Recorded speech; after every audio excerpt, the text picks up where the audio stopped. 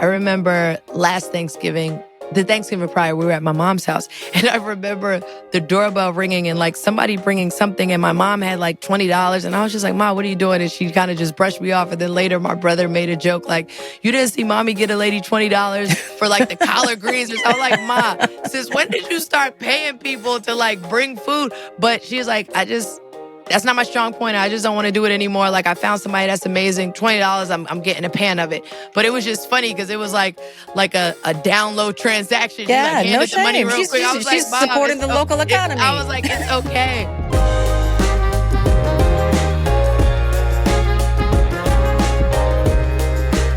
Hello. Welcome back to Your Mama's Kitchen. This is a place where we explore how we are shaped as adults by the kitchens that we grew up in as kids. All the stuff that happened there, the laughter, the music on the radio, the important conversations, and of course, the food. I'm Michele Norris, and I'm so thrilled to welcome Lala Anthony to the show today. Lala Anthony. Michele. Hello. Hey. I'm going to tell people a little bit about you. All right. She is a TV personality. She is an actress, producer, and entrepreneur, known for her roles in Think Like a Man, You Got Served, Grownish, Power, BMF, and The Chi. And that's just a short list because there's so much more. She got her start in radio in Atlanta at Hot 97.5. And she had her big break as a VJ for MTV in the early aughts. You probably remember her on the MTV shows TRL and Direct Effect. And you probably remember her also from her 2010 reality TV series called Lala's Full Court Wedding. Who could forget that? Thank you so much for being with us. I just want to say one more thing, because on top of all of that, as if that was not enough, Lala is also a New York Times best-selling author. It is so good to see you again. Such a pleasure. Thank you so much. I'm happy to be here today. I'm glad you made time for us. Of course. Now, we always begin with a simple question, and it goes in all kinds of directions depending on who we ask this question to. So the question for you, tell me about Your Mama's Kitchen. Use all your powers of observation and storytelling to tell us about the kitchen you grew up in, the lessons you learned, how it looked, how it smelled, what was on the walls. I always remember there being great food in the house to eat, which is a blessing in itself. I do remember it kind of being the same thing most days because my mom would cook like chicken and rice and beans because I'm Puerto Rican, my mom's Puerto Rican, my dad is Puerto Rican. So it was kind of like the staple go-to meal, which was like white rice, beans, and chicken. So we had that often, but I remember it being freshly cooked, pretty much every day. We weren't eating like leftovers or anything like that. I love to eat, but it's like, call me when everything's ready. I'll come down and eat, clean my plate, and then go do whatever I was doing. I wasn't a person that was curious about like, how do you make this and recipes. I just like the final, what happens at the end. So I wasn't that person. And now, sometimes I regret that I didn't pick up, the old recipes or the quick recipes. So I'm learning now. It's funny. Today, I actually did an experience where we did a cooking class and we were learning to make macaroni and cheese. And it was fun to me. Like I really enjoyed learning how to cook. You grew up in New York City. Yeah. Mm-hmm. What part of New York City? So Where I grew up in Brooklyn. I grew up in Brooklyn. I still live in Brooklyn. And then I moved to Atlanta in high school. So between Brooklyn and then Atlanta for high school. So what was that move like? And was the kitchen in Atlanta a lot different than the kitchen in Brooklyn? Not just in the composition, but was life different for you as a family down there? Similar still, because in Atlanta, we moved there because a lot of our family had moved there. So you know how it goes when like one aunt goes and they call like, you guys need to come down here. And then the next aunt goes, and my mom comes from a big family. Then the brother goes, and then the cousins. And then next thing you know, we're all within like a 3 or 4 block radius in Atlanta. So it still felt the same. You still had the love and the family component to everything. What was it like as a Puerto Rican family moving to Atlanta? Because if you live in New York, there's a big Puerto Rican community. Right. And you can find, you can basically feel like you're in a village or a town in Puerto Rico, depending on where you are. Of course. Not so true in Atlanta. So did you bring that culture with you, or did you start to sort of create more of a medley culture where you were mixing more with Southern American life when you were in Atlanta? I think in Atlanta for us, we kind of stuck together as a family. So we were just always at each other's houses. So you didn't feel the void of not having so much of that culture in Atlanta because we had each other. And then, mingling with other people, other backgrounds, other cultures became, like an adventure and something that was so cool. And we enjoyed, doing it. But it didn't feel like, oh, there's no one like us here, because it was all the cousins, all the aunts, all the uncles. It almost felt like there's too many of us here right now. So I didn't feel that. And it was exciting to then mingle and understand, like you said, the Southern culture, Southern food, soul food, comfort food, all of that stuff. Like it became fun and exciting to just embrace that and learn about that. I read a lot about you to prepare for this interview.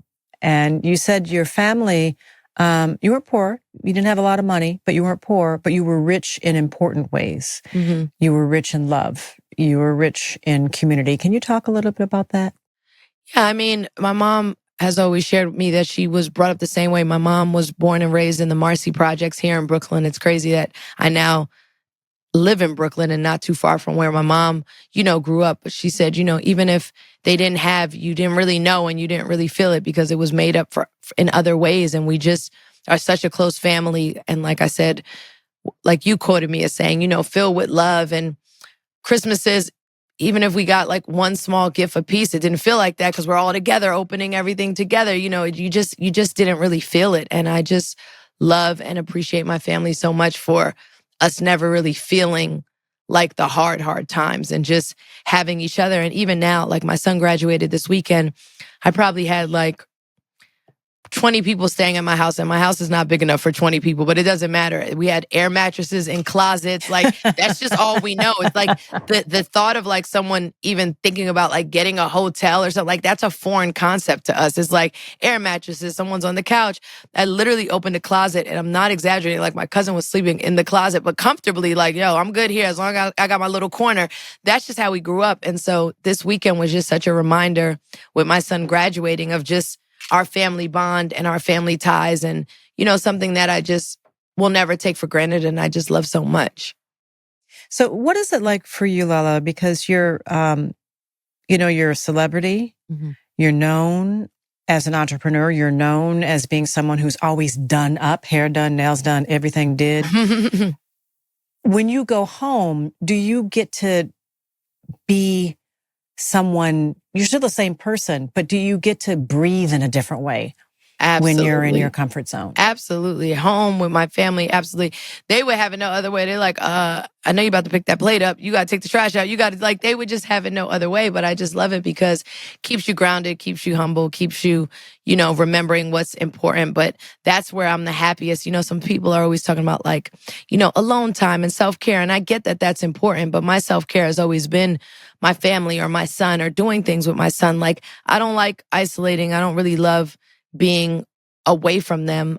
So my self-care is family time and inviting my family to participate in the things that I have going on and seeing how happy that makes them.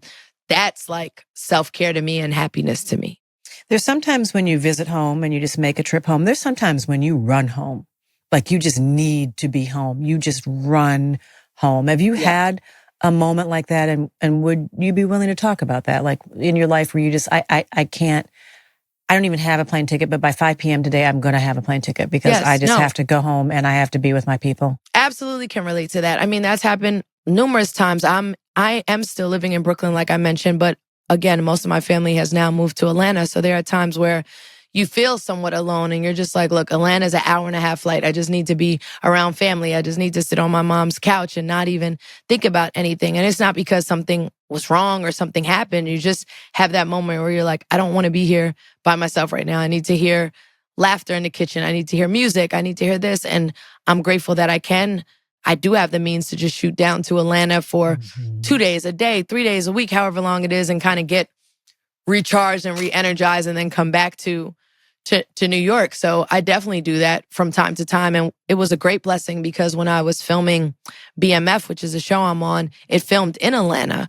So it was just like, could not have been more perfect to be shooting a show where all my family lives, getting off set, going to my mom's house, going to cousin's house, meeting up, doing fun things. Like that was like a dream for me to be able to shoot a TV series where my family lives.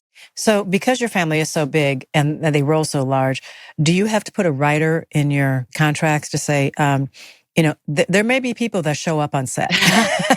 and you just need to be good with that when that happens. I don't do that because I don't want to get crazy, but I love that, we have a great set with BMF and family can, come visit at different times. And it's just really about bringing your family into your world and allowing them to see, what you do for a living. And for us, it's work. We do it all the time, but for someone else to go to a set and see how things, all come together and how you make a TV show is such an experience. So I'm always glad to be able to share that. You say you still live in Brooklyn. Do you ever walk by the Marcy projects? Yes, I do. And when you do, what is that like for you, knowing that? I do.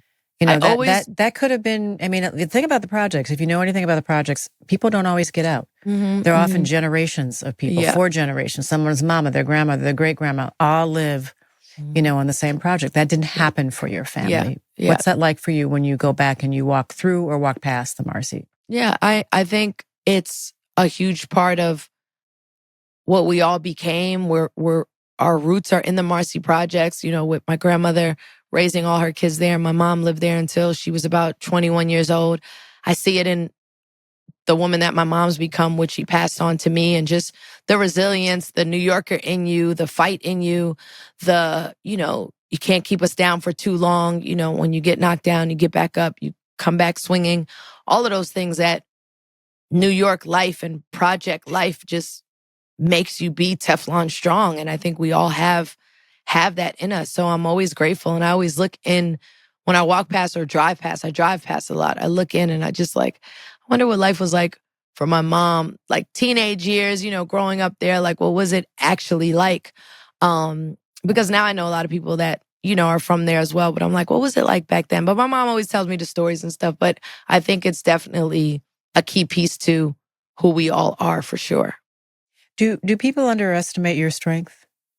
I think so at times. I think people underestimate anyone who's a public figure in some sense. It's just a free ground to criticize, to judge, to say things. Like, we go through things like anyone else. The only difference is a lot of times when someone else goes through things, the whole world doesn't see it. It's not on display for everyone to, be able to give a comment. And I love, one thing I always say is everyone has all the answers and knows what they're going to do until they're in that situation. It's so easy to say, oh, she should have did this. Why is she doing that? Why is she with this one? What? Until you're in this situation, then it's a whole nother ball game. So it's a lot that comes with it. But then there's so many beautiful blessings as well. And, quoting my mom when she always says, you can't have one without the other. You can't say, I love this and have access to all these great things and access to even give back and give to your community and change lives, but then say, okay, but I don't want the piece where people can talk about me or where people can, it doesn't work like that. You gotta take it all. So I take it all in stride and just do the best I can. What is the piece of it that irks you the most? I'm naturally a people pleaser. I'm naturally someone who, wants to make friends and wants to be liked. And I've gotten better with that as I've gotten older as well. But when you naturally have that personality and people are tearing you down and you don't even know them, it's like, Dad, what did I do? You don't even know me. You haven't even given me a chance to show you who I am. I'm a great person. I have a good heart. There's not a bad bone in my body. And you want to scream that and you want everyone to know that, but you realize that's just not even realistic and everyone's not going to like you. People are going to have something to say and you just got to kind of get used to that. At what point, when you use the term people pleaser, which I don't even think people understood 20 years ago, that's a term that we now use. It's an example, people talk about trauma now. That was not a term that we really used a lot, in the past. But we have tools now to help us understand who we are, what we're going through, how we process things. And if you are a people pleaser, there's a point where you have to get to the point where you don't care. Yeah. If you're making everybody else happy, particularly if you're sacrificing your own happiness, a bit of yourself. Yeah. In order to do that. When did you get to that point, and what was the epiphany for you where you realized, you know what, if everybody isn't happy, they just have to be good with that? At the core, you're battling this alone and figuring out the tools you need to get through it alone. And I'm like, why am I putting so much emphasis on people that don't matter, people that are not with me in these moments in the trenches? You know what I mean? These people are not even around. They're not affecting my life in any way. They're not paying my rent or helping me when I'm down. So it's like, why am I putting so much emphasis on what they think about me or what they're saying about me or how they feel about me? It became irrelevant to me. And I had to just kind of work through that on my own, because back to the people pleasing way, it's like, no, I'm a nice person. Please just get to know me. Like, talk to me once. You're going to like me. You're going to like me. Like, why? What do you mean? And I just had to get to that point. And it took, some low times to just really see who was there and really understand that stuff doesn't even matter. And the people that are supposed to know and get it, they do. The people that matter in my life, that know where my heart is, who I am, that's where I pour my energy into. When you were young, you said something interesting, that you were not trying to hang out a lot in the kitchen. And when you look back, do you in some ways wish you spent a little more time in the kitchen, not just to learn how to cook, but to sop up the wisdom you get in the kitchen? Because there's kitchen wisdom, and that's a special kind of wisdom. Yeah, for sure. I definitely do, because, I'm a mom of one, and my son is a better cook than I am, which I'm grateful for that. But, there are times where, as a mom, I mean, don't get me wrong, he ate every day. We had great food. I did what I could, whether it was having someone cook for us or ordering out or whatever it was. We were never lacking. But, just the moment of being able to sit there and like make your favorite meal for your kid, or have this like, whatever, this lavish go-to, whatever it is that it's like, today I'm going to make my famous, whatever it is. Well, I do have a famous French toast. That's what I'm really great at. But, like whatever your meal is, and to do that with your kid. But we bonded in other ways. He would cook, or he knew I wasn't a good cook, and we would laugh about it. So for us, it was more like, let's try to make this special spaghetti and let's just see how it comes out. And we're like trying together and laughing. So we still had our ways to bond in the kitchen, even though I'm not this great cook or this great chef. Like, we kind of were figuring it out together and had great conversations, and still have great conversations and great moments in the kitchen without me being like this expert cook. So give me an example of something that you cooked where you nailed it, and you like the French toast. That I'm really great. I should give myself more credit, because I said I don't cook. I'm not good at cooking. I'm really great at breakfast. That is something I'm great at. So my son will say, hey, Mom, can you make us breakfast? French toast, pancakes, eggs, bacon, all the breakfast stuff I'm actually really great at. And I can't even tell you how I became great at that, because that's not something I remember Mom cooking growing up. Like, she wasn't saying, come down, we're having French toast. I don't remember that. So I just learned it along the way. But breakfast, I always tell like my friends and family, I'm like, breakfast is where I shine. That's where I shine. Now, once we pass breakfast, it gets a little scary. But breakfast is where I shine. So when we talked to Gayle King, she said, I don't cook. Like, she just was clear about it. I love Miss Gayle. I don't cook. She's like Carrie in Sex and the City, where she keeps magazines in her oven. Like it's a storage system for shoes or something like that. She doesn't cook at all. So are you one of those people who do not cook at all? Or have you tried and you just realize it's just not for you? It just doesn't. When I try, it's more like, let's do something fun today. Let's try to make, like I said, this spaghetti or something. It's not because I really cook or I enjoy it. It's a once in a blue kind of like, let's try something new kind of thing. People say like, for women, like cooking is the best way to a man's heart, is through his stomach. You hear all these things. And I'm like, maybe I should have learned it more, but it's also never too late. Like I said, I was in a cooking experience today before I came and talked to you, where we learned how to make macaroni and cheese, and I enjoyed it. So we'll see. We'll see. Life's not over yet. We'll see. Well, next time we're together, we'll get in the kitchen. I would love that. Yeah, and we'll throw something together. I would love that. And I think I'm learning that some people who even don't love cooking all the time or the best cooks, like they have their go-to meal. So if I had like a couple go-to things, like someone say, I have a go-to lasagna, I have like whatever your go-to is, if I had a few of those, I think I would be good.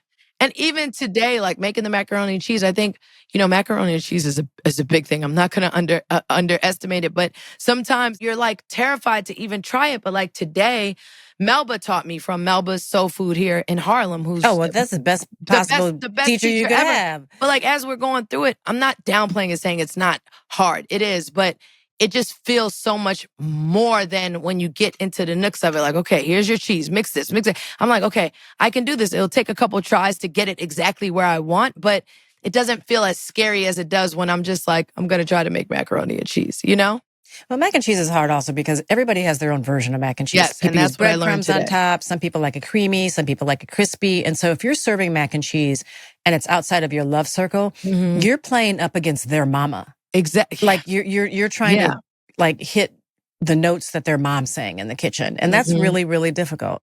definitely difficult. So I'm just a beginner. I only did it twice. I'm going to see where it goes. But I shout out to Melba for being like the best teacher. And I'm just learning slowly. And one of the lessons is, there's nothing wrong with outsourcing. I mean, maybe this is not something I should say in front of a microphone, but I don't really fry chicken anymore. Okay. All right. No judgment here. I found somebody who can really put a scald on some chicken. Uh-huh. And if I need fried chicken, that's who I call. It's so funny you said that. I remember last Thanksgiving, the Thanksgiving prior, we were at my mom's house. And I remember the doorbell ringing and like somebody bringing something. And my mom had like $20. And I was just like, Ma, what are you doing? And she kind of just brushed me off. And then later my brother made a joke like, you didn't see mommy get a lady $20 for like the collard greens. I was like, Ma, since when did you start paying people to like bring food? But she was like, that's not my strong point. I just don't want to do it anymore. Like I found somebody that's amazing. $20, I'm getting a pan of it. But it was just funny because it was like a download transaction. She no shame. The money real quick. I was she's supporting the local economy. I was like, it's okay. But I totally understand what you say now because I just saw my mom not do that not too long ago. I mean, I used to do that. This is some time ago. I learned how to cook collard greens early on because my mom used to make great collard greens, and people serve them on New Year's. And I used to make collard greens, and I would run around and drop them off at people because you find, if you can help somebody out, they'll do a favor for you later on. Of course. And there's no shame in that. No, and I also think that goes back to what you're talking about. Food, community, love, sharing. Yes, like, that's the same thing. Calling your neighbor or your girlfriend and saying, hey, I love when you make whatever, that red velvet cake. Can you bring us some? That's all part of the story. It's like, remember my girlfriend so-and-so made the best. It's all part of the story of what we're talking about. So and you're doing as much for them. When whoever that woman was who gave your mother the the little pan of greens, she was so proud when she walked home with that $20 in her pocket because she knew that she made somebody else happy. Mm-hmm. That's the way it works. Definitely, definitely. Lala's story reminds us of just how important it is to cherish the time that we spend with family. It's not always promised to us. The kids grow up. They leave, our parents age, and we sometimes don't appreciate the time that we have all together. One of the things I appreciate is a good road trip. I love traveling with my family because we're all together in a fairly confined space. It feels cozy. We talk, we sing, we laugh. Yeah, sometimes we argue, but the point is we're all together in a space with America right outside the window. We can just look and see new things and talk about those things and experience the thrill of going someplace new. And I've been able to do that this year in an Rivian RS1 because Rivian sponsors the show and they gave me an RS1 vehicle, and I love traveling in that vehicle, and I especially love traveling with my family. If you've been listening to all of our shows at HG, you know that we've partnered with Rivian. And you know also that Rivian makes a vehicle for the whole family that helps create those memories that I cherish so much. When you've got a family, you need a ride that can keep up without sacrificing comfort or adventure. And that's why I love my Rivian RS1. It's a 3-row SUV with plenty of space for the crew and all their gear. And, people have a lot of gear these days: tennis rackets, kayaks, golf clubs, all kinds of stuff. But let's be clear. This is not just about space. It's also about comfort. It's about peace of mind. It's about safety. And the RS1 is packed with safety features that make every drive smoother. It's got a lane change assist so you can switch lanes with confidence. Highway assist helps takes the stress out of very long drives. Collision mitigation steps in if it senses trouble ahead. And parking assist makes squeezing into tight spots a breeze. And that's important because the Rivian is a large vehicle. Oh, and let me tell you about my favorite part again. The Rivian Travel Kitchen. You heard that right.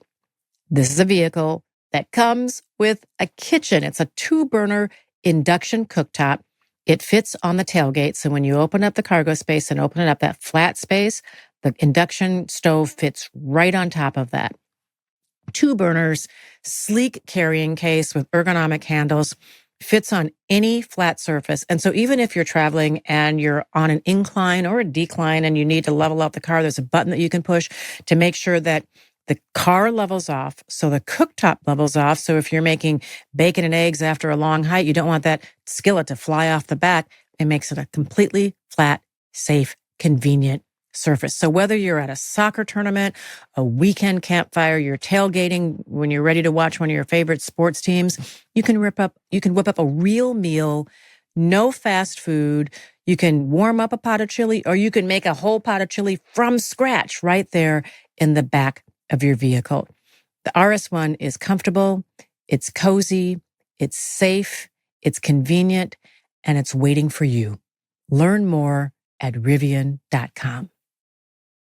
Imagine turning your modern loft, your historic cottage, your treehouse into someone else's dream stay. Sounds exciting, right?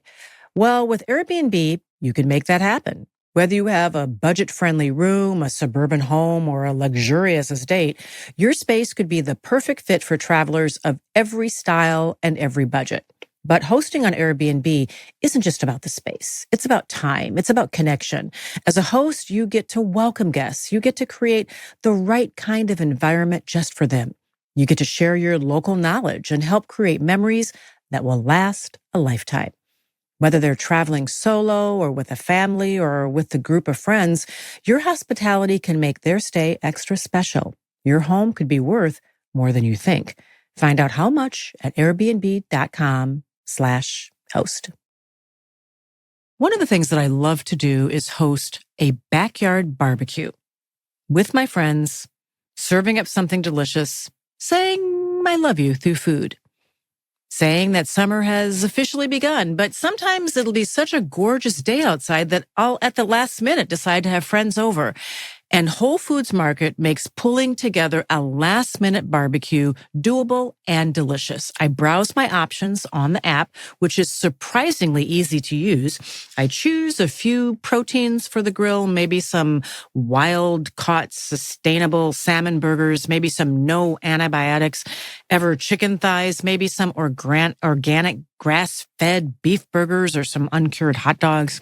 I add a few vegetable sides, zucchini, asparagus, maybe some great corn, and boom, the ingredients are delivered directly to my door, directly to my house within an hour or two. And this idea for a backyard barbecue at the last minute suddenly becomes a reality. There are so many ways to save on summer grilling favorites at Whole Foods Market. Hey there, it's Michele Norris. I'm sure you've heard of that term, aging gracefully. That's all good and fine, but I think most of us really want to age healthily. And that's why I want to spend a few minutes talking to you about Alloy. It's a company that gives women a toolkit designed to help them do just that, to age healthily. Alloy recognized that this can be a challenge as women get beyond their 40s and inch closer to menopause. I'm actually extremely lucky myself because one of my besties is a well-known OBGYN doctor who happens to be a chief medical advisor for Alloy. I've been able to turn to her for advice. I can ask her those awkward questions confidentially and get an answer without judgment. But many of us don't have that. Many of us are alone, sitting up late at night behind the glow of our phone, searching for symptoms and feeling scared and feeling alone. Well, times are changing for us. We have new resources available at our fingertips, and Alloy provides just that. With Alloy, you get safe, effective, FDA-approved solutions to your menopause symptoms prescribed by menopause-trained doctors. Plus, they have a best-selling skincare line with clinically proven moisturizers created for women over 40. And also hair care products to fight the thinning and loss that's so common as we age. All that and solutions to help with sexual wellness and improved intimacy. There's no need to make an appointment, wait at a doctor's office, or stand in line at a pharmacy. You can do everything from your phone. And then Alloy sends everything right back to you with free shipping. Menopause is inevitable, but suffering doesn't have to be. Alloy has everything you need to age happily, gracefully, and healthily. Go to myalloy.com to start your consult with a menopause-trained expert today, and make sure to use code KITCHEN to get $20 off your first order.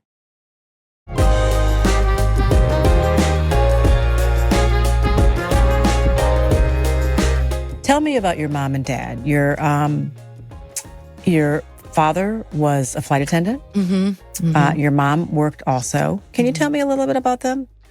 So my mom and dad divorced when I was pretty young. My dad, like you mentioned, was a flight attendant, and his name was Sam, right? Sam, yeah, pursuing his dreams of traveling the world. Which, looking back, I understand it now. During that time, I did feel like my dad was gone, and we would go, a long amount of time without, talking to him and stuff. But as an adult, I get following your dreams and having a chance as a young man who grew up in Brooklyn, having a chance to now be this flight attendant and explore the world and all these countries and places. But my mom was kind of the one who had to stay back, and she worked in a hospital and like admissions in the hospital. And I do remember missing my dad, but now hearing all my dad's stories and being able to hear about these incredible countries and you should visit here and this culture, and seeing how well-rounded and diverse my dad is, I have more of an appreciation of it now as an adult than I did as a child. Mm-hmm. Did that give you a little bit of wanderlust yourself? You wanted to go out and see the world yourself? 100%. 100%. That's what my drive and independence comes from. I just like, I want to see the world. I don't want to be dependent. My dad kind of, even to this day, has a very like, just fly by the seat of your pants personality. He could wake up tomorrow and I'm like, Dad, where are you? I'm in the car. I'm traveling cross country. I'm going like, it's like, when did you decide to do that? I don't know. I just woke up and decided I want to go see. And that's just always been him. But I admire, that about him, and seeing that growing up, I was like, I don't want to stay trapped in one place. And like you said, generations of everyone living in the same places. And, my mom even said growing up in Brooklyn, like most of the times you never even went to the city. And that's the same, that's New York. Like you never went to the city. You lived in Brooklyn. She said the city felt like another state, another country in so many ways. Like you had everything you needed in Brooklyn. There was no reason to ever, like if someone's like, oh, I'm going to Times Square, I'm going to the city. It's like, for what? Like it just wasn't. And you have people that, as crazy as it sounds, lives in Brooklyn and like never ventured into the city or anything like that. So I get it. And then you stay stuck in that. So my dad's lifestyle, made me want to explore and see more of the world. And your mom is Carmen. Carmen is my mom. Yes. And she is my best friend and the strength and everything. And sometimes, I wish my mom was able to live her life more and not have been, I won't say stuck, but, taking care of her 2 kids and just working, a typical hospital job, just going to work and coming home just to provide for her kids. And now I feel like she's living and it makes me really happy. So I think she's making up for it now at this stage of her life. You have a younger brother. Also, so you're the Christian. oldest. Yeah. I read something when I was doing my research on you that your mom said that she felt like she had to. You were beautiful, you were headstrong, you were ambitious, and she was trying to find the balance of pushing you out in the world so you would do whatever you wanted to do, but at the same time protecting you. Yeah. Did you feel that tension from her? I didn't feel it that much. If that's how she felt, what she told me later on, then she hit it well. My mom was pretty lenient in allowing me to like chase my dreams. Like I came home one day, like, Mom, I'm moving to LA. I had never been to LA before. LA was a foreign place for us. We didn't have money or resources to know like about LA or what that was. And she was just like, okay. And I was like, I'm going to pursue like a radio job there, and just got on the plane, had never been, and moved to LA fresh off, getting off the plane. And I'm sure she was scared, but she was supportive. And that's how my career really started taking off. So she never tried to hold me back. So if she had those thoughts or those fears, she kind of contained them and was always super, supportive in what I was doing. And I appreciate that, because there's no way I could be who I am now and achieve the things I achieve now if my mom was trying to keep me, in this one place. Yeah. So I'm very grateful. Yeah, and because she probably did have those fears. She just figured out how to swallow them. Yeah, and now as a parent, I understand it a lot more. My son's getting ready to go to college, and I haven't been right since. Like some days it's nothing but happiness. Some days it's tears. Some days it's fear. Some days it's worry. Some days it's excitement. Some days it's everything mixed together. So I get it now. And, your parents always tell you, one day you're going to understand. And you're like, blah, blah, blah. It's like, one day you're going to understand. Or one day you're going to say, my mom said the same. And then you start becoming a parent and you go through life and the challenges and the different things. And you're like, this is everything my mom said. And you two are very close. I mean, Very, that's clear. very That's clear. close. So he's going to Syracuse. He's going to Syracuse, yeah. So he's following in family footsteps. Yes, his dad went to Syracuse there for a year and won the championship. So we're super excited for Cayenne is my son's name, for Cayenne to go to Syracuse. And I always tell him, pave your own way, make your own footprint. Like it's amazing that you want to go to your dad's alma mater, but do it your way, do your thing. And he's excited about that. And we're excited for this next chapter. So what are you doing to prepare yourself for when you send him off? Do you have a strategy? Because having raised adult children, I can tell you when you do that drop off, it's a whole thing. I know. I'm hearing about it. I don't have a strategy. I'm kind of going day by day, but it's just so funny because he only graduated on Saturday. And I feel like I've had like 5 different unexpected interventions. Like people are like, so, what are you going to do now? Are you going to still live in New York? Are you going to move to Atlanta? Are you going to come to LA? Are you going to, and it's like, it's coming from everywhere. Of course, all loving, caring, and concerned. I love my family. I love my friends, but everyone all of a sudden is just like out of nowhere is like, so what's your plan now? And I'm just like, I haven't even gotten there yet. I'm still getting him prepared to go to college and moving him in. So it's going to be interesting. I'm just taking it day by day. Yeah. Well, I don't want to add to that by asking about your interventions, but I will say that I think a lot of people also realize even when you're really close to your children and it feels like an appendage is leaving your body, like it just hurts, the idea that they're leaving. At the same time, rooms in your head open up. Right. Like you just have, I just haven't been able to breathe like this. I haven't, had that kind of time. So that's even with the pain, there's a little bit of a dividend. Well, thank you for that. I'm looking, they haven't opened up yet. So I'm looking forward to that part. So you mentioned going to LA to work in radio. I want to roll it back because before you got your big break, you had a bunch of different jobs. You scooped ice cream. Yeah, Baskin Robbins. Probably still have a sore wrist from everybody who worked in an ice cream shop said that wrist thing is real. It's real. You worked at Hot 97, which we mentioned. You had a couple of other odd jobs. Telemarketing, Marshall's clothing store. I did a bunch of different things. Tattoo parlor. I did a lot. Tattoo parlor. What did you do at the tattoo parlor? Just a receptionist, but just trying to get work. You weren't laying ink down. Just a receptionist, but trying to get work any which way I could. Did you get a tattoo while you were there? I started getting tattoos very young, and I won't say that's something I'm super proud of because now I'm dealing with the pain of getting a lot of them removed. That's actually a big business right now. Yeah, it is. It is. But there's no way anyone can make me believe something you get at 16 is going to be something you want at 35, 40, 45, 50. Like life changes, things change, but you can't tell a teenager that, they're not going to hear that. Yeah.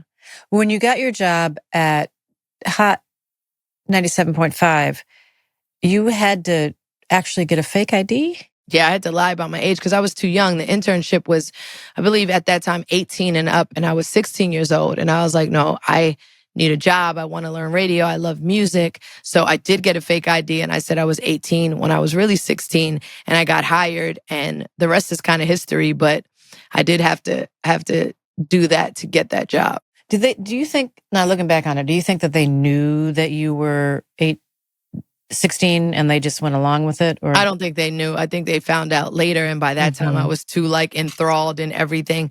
But I don't think they knew at that time. I don't think they knew at all. And you were interested in being a rapper for a while. Yeah. I mean, I just loved music. I wanted to rap. I wanted to be around music. So my thing was, what's a place that will have me surrounded by producers and artists and music and all the people I admire? I'm like, a radio station, even if it's an internship, even if I'm just hanging up a poster and somebody just happens to walk by, just being around that energy is what I wanted.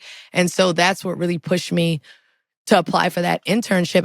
And at that time it wasn't a paid internship, but I didn't care about getting paid. I just wanted to be in that environment. And isn't that how you found out about the internship? You were watching somebody else hang posters? Yes. I went to a store opening, and I was like, what are these people doing? They're hanging like posters of somebody's album coming out. And I literally tapped one of them, and they were like, yeah, we work for a radio station. We're like part of the promo team that goes around in this van and like hangs up posters and does all this stuff. And they were like, but I know they're looking for interns. And they gave me like somebody's number at that time. And I reached out, and then that's kind of how it all happened. When when you were working as a DJ, DJs have to find their voice, not just the octave that they speak in, but who you are going to be. And sometimes that's the same person that you are in real life, but other times it's a persona that you develop. Agree. How did you find your voice and how different was it from Lala? So very similar. I always said, like, during that time I was on the radio in Atlanta, I wanted to be who I was at the core, the New York girl, like the New York girl that brought that Brooklyn, New York flavor to Atlanta. I didn't talk with an accent. You know, I didn't have that. We talked about that Southern background or culture. So it was like, I'm speaking from like a New York perspective, and that was authentic to me. So it's not like when the mic turned on, I had to become someone else. So I was just like, let me just stick with this because this is a different lane. Like everyone else is from Atlanta and kind of speaking the same thing. I'm coming from a different perspective, also introducing different music that I'm hearing is super popular in New York right now, you know, the hip hop artists there and stuff like that. So I just stuck in that lane because it was a lane that was totally empty. And I was like, I might as well stay here. And that's what I did. And I brought that along. Same thing with MTV and TRL. Like even on TRL, I was like known as like the hip hop girl. Like I knew all the hip hop music and the artists, but TRL didn't have that. On Direct Effect, that was a hip hop show on MTV. So I stayed genuine to who I was, and that's what I was able to continue to do. And it didn't feel like mic on, different person. It just felt like I was being authentically who I was. Yeah. But the business also has expectations. You've said many times that they didn't understand you, particularly as a Latina, as an Afro-Latina, that when you moved into acting, for instance, you know, they had a certain idea of what you should look like and sound like for some of the roles that you wanted to pursue. 100%. 100%. It wasn't, you're not the traditional Spanish girl, whatever Hollywood's definition of that was. You don't look like the traditional Spanish girl. So there was a point, and I tell this story, you know, where I told my agent, stop sending me out for Spanish roles because every time there's like, no, she's not what we're looking for. That's not the look we're going for. It just became a thing. I'm like, just stop doing it because they're not going to look at me and say Spanish. And this is before you were even hearing the term like Afro-Latina and stuff. Like people weren't saying that. Like you weren't hearing that. It was just like in their mind, it was like a Jennifer Lopez type, like whatever that look is, like that's what Spanish girls look like all over. It didn't matter. And now you're seeing more diversity. We're still not there all the way, but you're seeing more diversity and seeing, you know, more shades and colors and hair textures and everything. But that wasn't how it was before. How did you handle that when you were going out on those auditions? And, you know, you grew up in a Boricua household. You speak Spanish. I do. You grew up, you know, eating Puerto Rican food in your house. And people are basically telling you that you're not the right kind of Hispanic. I felt defeated a lot. I used to say, sometimes I would be in auditions, be like, these girls don't even speak Spanish. Like, I speak Spanish. Like, this is crazy. But they had what was considered the look, you know? And I would be disappointed and got frustrated, like I said, to the point where I said, just don't even send me out anymore because it just became so disappointing. So now to see that the tides have turned and Afro-Latina is a thing and you're seeing more people that look like me and there's just so much diversity and like I said, texture, skin color, whatever it is, I feel more confident into stepping into that space and more confident about who I am. And not that I ever denied who I was. I just didn't feel like there was a space for me. Well, there's a space for you now. We see it, sure. You know, and we love to see it. Thank you. I love to see it in The Chi. And it's interesting to hear you talk about how you don't cook because the character in The Chi is someone who can really throw down in the kitchen. And she throws down. And I have learned a lot from being on The Chi because to act like you know how to cook, you got to learn a little something. So I've learned about like, you know, how to cut certain things. Everything on The Chi has to be very spot on. Like they're not going to let you just freestyle. So we have chefs there teaching you how to cut. This is the right way. So I have learned a lot from being on The Chi. Because I was going to ask, you demonstrate knife skills. Yes, I do. I'm really good at that because I was kind of trained on The Chi by different people that would come on the set and teach us. But it hasn't all the way translated into my real life. Once they say cut, I'm like, I'll see y'all later. Because I was watching one of the recent episodes and you threw it was this incredible meal. It was salmon, it was gumbo, it was everything. Yeah. And you're trying to win someone over and she takes a sip, just a taste of that gumbo and she's like, you can stay. Yeah, no. And by the way, gumbo is not something you don't just try to make gumbo. So the people on the Shy are amazing. The food is amazing. And like I said, I have learned a lot, but I love that the character is a chef and is finding her way in the kitchen as well. What kind of role do you want to play that hasn't come your way yet?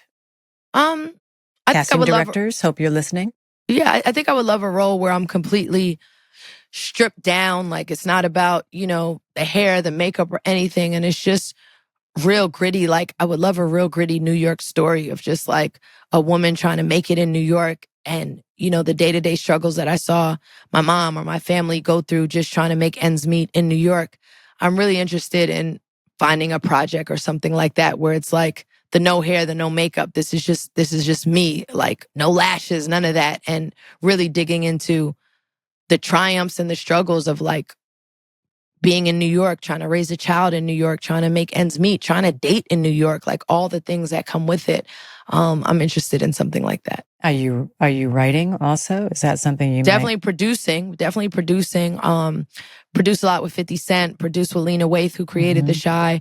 Kim Kardashian and I have a project we're producing at Hulu right now. So producing has been an incredible outlet to find stories that I'm passionate about and bring them to life, and also be able to work with people that I love and employ people that I love and that I'm fans of. So that's a next super exciting chapter in my career for sure. What was dinner like on a Tuesday? We began by talking about what the kitchen looked like. You didn't talk a lot about what it smelled like. And if I just visited your house, knock, knock, it's Tuesday. What's on the table? Okay, growing up, knock, knock, it's Tuesday. You're going to smell great. There's going to be a great aroma in the house.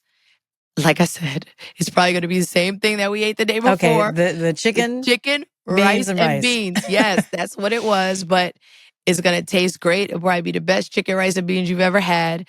And going to be music playing in the house, TV probably on, a lot of in and out people, coming in and out, and a lot of love. Like you could have came for the first time. You're getting hugged by everybody. You're getting kissed by everybody. They're going to act like they've known you for years, never seen you a day in their life. You're going to sit down. You're going to be served.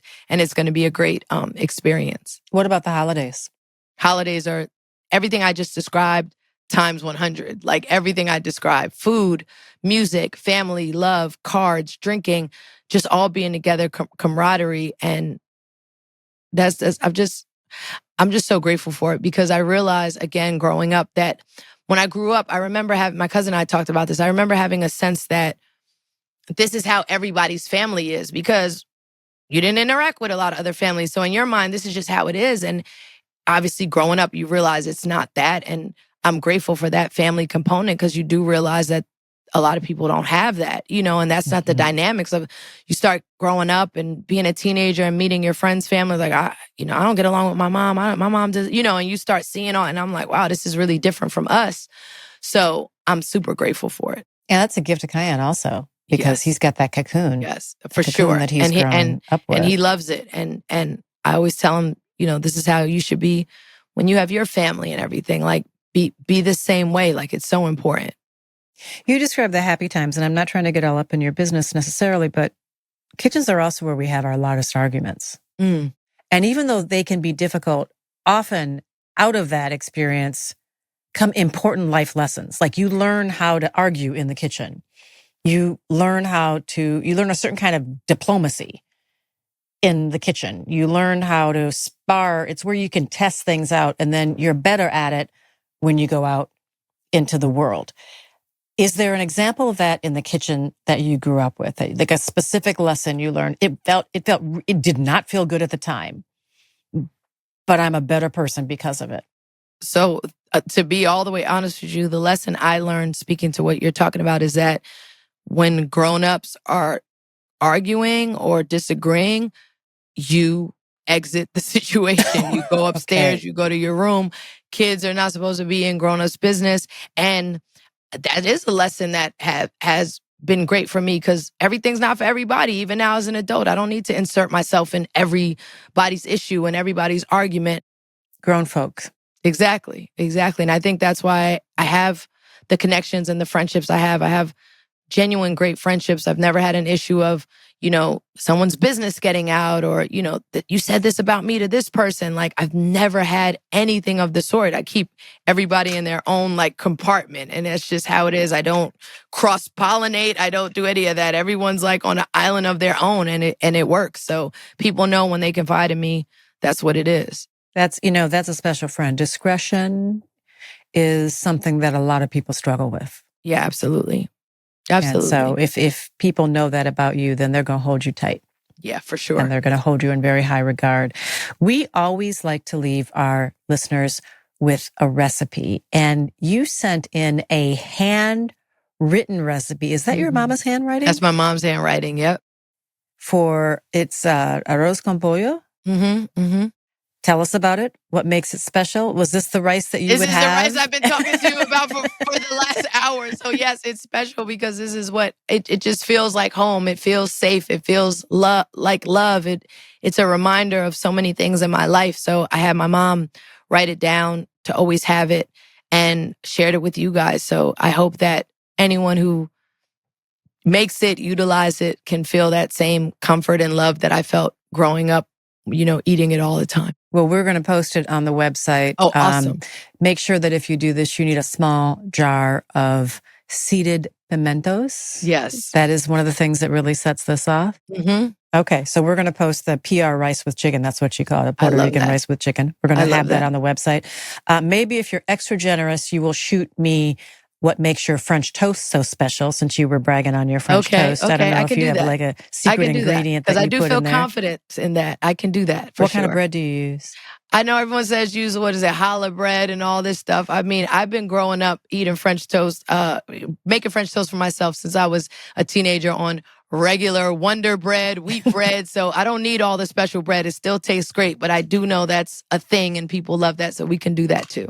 Yeah. Well, white bread is fine too. Exactly. Wonder bread, Arnold white bread has a little bit of a crust on it. All that. Mm-hmm. So we may hit you up for that also. All right. Lala, I have loved talking to you. Why do they call you Lala? My real name is Alani. So if you break it down, Lani, so it was La and then Lala. But I love talking to you. This was really refreshing, and just taking a trip down memory lane and thinking about childhood and growing up has been really great. So thank you for such a great space to just have a great conversation. Thank you for all you do. Thank you for your open-hearted way that you walk through the world. I've seen it up close. We were together once where we were with a group of young men who almost lost their mind when they saw you. And I think it was the My Brother's Keeper program. And what I remembered is that you looked them in the eye and you spent time with every single one of them, and you made every single one of them feel like that you were there just for them for at least a moment. And they all felt really elevated by that. And it says a lot about who you are.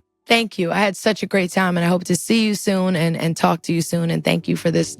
What I have loved about this conversation is that we learned about Lala's childhood. We learned about her undeniable drive, her work ethic, and we learned that she follows her own compass. And that's something that's not always easy to do, but she does it with grace and charm.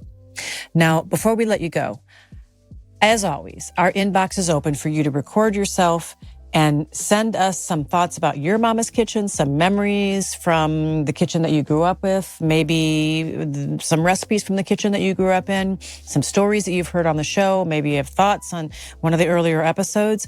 You can send us a voice memo or a video recording. You can send that to YMK at highergroundproductions.com for a chance for your voice to be featured in a future episode, or your video to be featured now that we're showing these episodes on YouTube as well. And if you want to try making any of the recipes from previous episodes, or particularly the Puerto Rican chicken with rice, you can find that at our website. That is at yourmamaskitchen.com. And while we're talking about kitchens and family, it makes me think about some of my favorite travel memories. And they often happen when I'm cooking in a borrowed kitchen, when I'm staying at an Airbnb, which I like to do specifically because when I'm staying at an Airbnb, I have access to a kitchen. I can make healthy meals. I can have dinner with my family and do it in a space that's cozy, in a space that's warm, in a space where I can actually make a home-cooked meal, even though I'm in someone else's home. There's something special about gathering around a table, no matter where you are. Thanks for gathering with us today. I hope you'll come back next week and the week after that, because here at Your Mama's Kitchen, we are always, always, always serving up something delicious. See you soon. Until then, be bountiful.